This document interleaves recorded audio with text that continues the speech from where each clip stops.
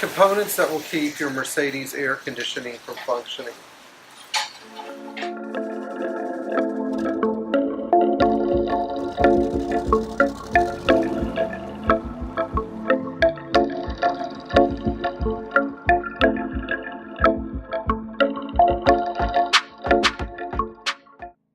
So I get a lot of questions about the different components that are involved in Mercedes-Benz air conditioning systems, and we're going to go through a few of those basic components in this quick video, and I'm going to tell you what they are and where they're located. So one of the first ones is the AC pressure switch. If your AC pressure is low, then this pressure switch will do its job and keep the compressor from working.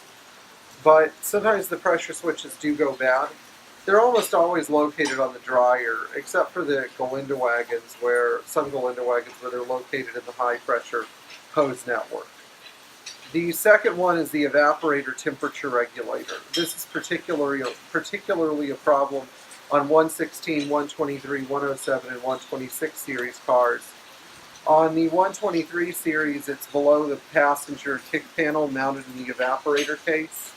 It's in a very similar location on the 107 series and 116 series cars, but on the 126 first generation models, it's located just above the gas pedal.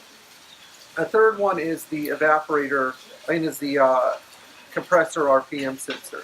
If your serpentine belt drives the AC compressor and the belt is totally sloppy or worn out, this part will do its job and actually keep the compressor from working. But there's more to it than that.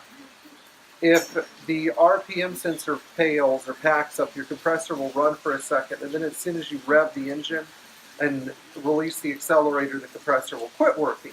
And so this thing is a fail-safe that will basically stop the compressor dead in its tracks if it's not rotating at the same speed as the engine. Anyway, this part is sometimes bypassed with a weird resistor that came on some aftermarket compressors. That system doesn't work really well either, and I've had to deal with this problem twice in my lifetime. I should have just replaced the compressor both times when this thing failed.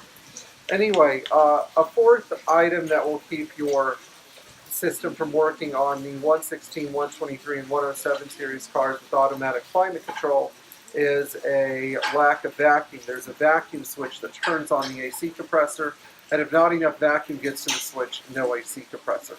So these are what I call the four big ones, and on most Mercedes, you're going to find your AC problem with one of these if your Freon levels are good. Thanks for tuning in, guys. Don't forget to like, share, subscribe, and hit that bell for notifications, and enjoy driving your classic Mercedes Benz.